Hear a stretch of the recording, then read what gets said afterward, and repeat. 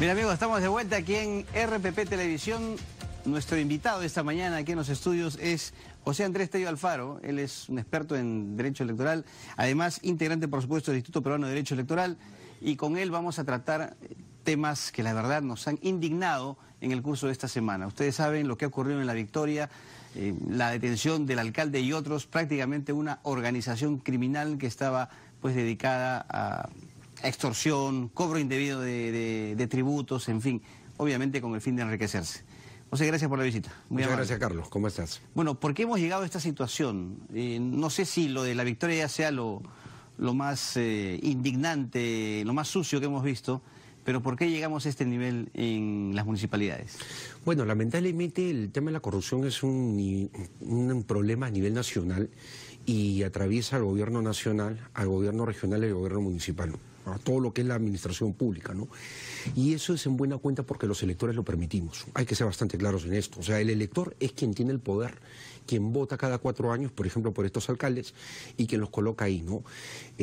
Justamente como te mencionaba, ¿no?, antes del inicio de la entrevista, si una persona, o digamos, los electores en una comunidad, ven que alguien les viene a regalar cosas, dádivas, ya está infringiendo la ley. La pregunta es, ¿por qué votan por él? Si ya es un infractor de la ley siendo candidato, como alcalde, ¿qué le puedes exigir? No le puedes exigir nada. Lo has colocado ahí por un plato de lentejas. Entonces, eso es lo complicado. ¿Por qué? Porque la actitud del elector peruano es la que justamente esa falta de, digamos, de cuidado al momento de dar el voto nos lleva a nosotros pues a tener este tipo de autoridades. Claro, acá lamentablemente no priorizamos a la hora del voto programas, propuestas, claro, sino otros aspectos, ¿no? Hasta... Y me remonto al pasado, hasta aspecto físico, ¿no? El más simpático. Pero de parte de la autoridad, justamente hablaba usted acerca de estas dádivas que ofrecen los candidatos a la alcaldía, pero ¿dónde están los entes que deben sancionar esto o no actúan? No, está actuando ahorita la Dirección Nacional de Fiscalización de Procesos Electorales del Jurado, ¿no? Fiscalización electoral, para ser más claro, ¿no? Ellos están actuando de la mano con los jurados electorales especiales y buscando, pues, evitar que se den este tipo de, digamos, de malas prácticas como son la entrega de dádivas en proceso electoral. Ahora, hay que tener en cuenta algo, la autoridad electoral ha puesto mucho de su parte. Si nosotros vemos, por ejemplo, entre la elección del 2014 y esta del 2018, el Jurado Nacional de Elecciones, por ejemplo, ha puesto a disposición la ventanilla única. Eso no había en el 2014. Empezó en el año 2016, que permite que las organizaciones políticas filtren a los candidatos. Ahora, si no han hecho su trabajo es otra cosa. Entonces, el primer filtro viene de la propia organización política que cuenta, porque su personero le entregan una clave de acceso y todo, cuenta con información, por ejemplo, de requisitorias nacionales, internacionales, registros alimentarios, de deudores alimentarios, de deudores de indemnizaciones, SUNARP, para que vean las propiedades, SUNAT, ¿no? Y podemos nosotros ver ahí distintos accesos que permiten que este primer filtro sea lo más eficiente posible. Disminuye mucho la posibilidad de que puedan llegar gente, digamos, con antecedentes, con este tipo de, digamos, presentes prontuariados, por decirlo de alguna manera, ¿no? Entonces, la idea es esa. Un segundo filtro, obviamente, es la propia autoridad electoral. Cuando recibe la inscripción, porque recordemos que hasta que no se presenta la inscripción hablamos de precandidatos. Se presentan, se inscriben, ya son candidatos. Entonces, en ese momento también se realiza un filtro, donde se recurre a los mismos accesos de la ventanilla única, pero adicionalmente se cursa, por ejemplo, oficios a las Cortes superiores para que den los antecedentes sobre condenas. Por ejemplo, ahora esta famosa ley 30.717, que es la ley que impide que la gente que ha cometido delitos de corrupción de funcionarios, contra la libertad sexual en la figura de violación, terrorismo, apología del terrorismo, narcotráfico, postulen, aunque hayan cumplido su condena. Bueno, este tipo de información se les hace llegar, ¿no?, a los jurados. Y ya cuando son autoridad, efectivamente, la comisión de delitos es mucho mayor. El caso de La Victoria es excluyente, ¿cierto? Porque también hay colaboración, yo diría, a nivel judicial, ¿no? Hay malos jueces que lamentablemente no atienden denuncias y se hacen de la vista gorda ante situaciones ilegales que cometen las autoridades municipales, ¿no? Este alcalde de La Victoria estaba tratando de, por ejemplo, quitarle propiedades a varios vecinos y contaba con la anuencia de jueces corruptos. ¿Sí? Lo que pasa es que se necesita de policía corrupta, de jueces corruptos para poder, como una banda criminal, ¿no?, a actuar con cierta impunidad, ¿no? La mafia, recordemos que también amedrenta, tiene este tipo de prácticas que, bueno, pues, o sea, ya son más que conocidas, y no solamente en el Perú, en cualquier lugar del mundo, ¿no? Entonces, lamentablemente, eso ocurre, ¿por qué? Porque los ciudadanos no participan en política y porque los ciudadanos no controlan a sus autoridades. Por ejemplo, las juntas vecinales, si le hacemos una pregunta a los ciudadanos ahí en La Victoria, ¿quiénes forman parte de las juntas vecinales? Muchas veces los que son del lado del alcalde, o sea, vecinos muy complacientes o que han sido, digamos, allegados al alcalde. ¿Por qué? Porque el alcalde busca tener juntas vecinales serviles, o sea, cercanas, que no le hagan problema ni nada, mucho menos que lo fiscalicen.